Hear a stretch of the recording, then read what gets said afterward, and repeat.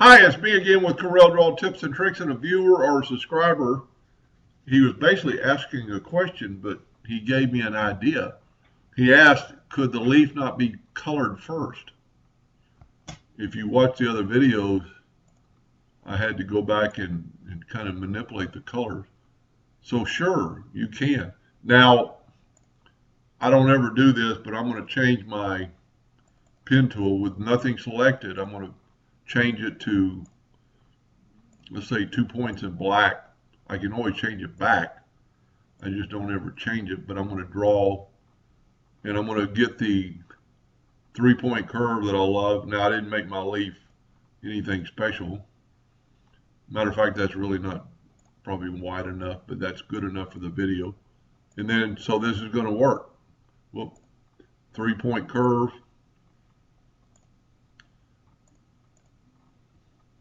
And just go from that edge to that, and then go from that node to that,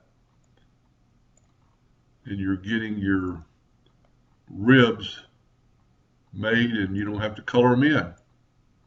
They're already colored in.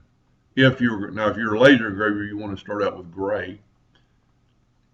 And I actually thought about another thing when I was filling these in earlier. I was using the Smart Fill tool,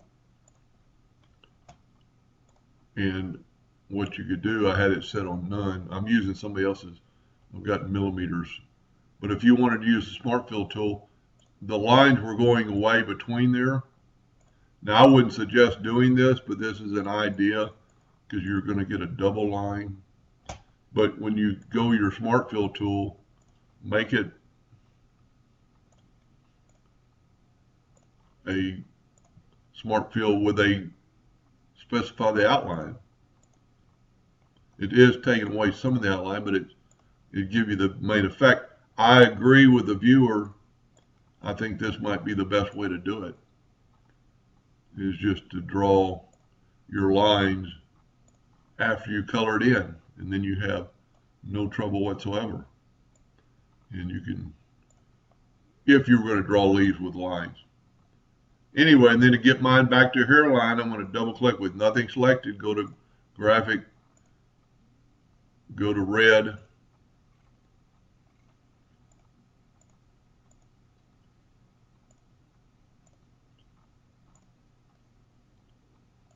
and then go to hairline, because I draw everything in hairline.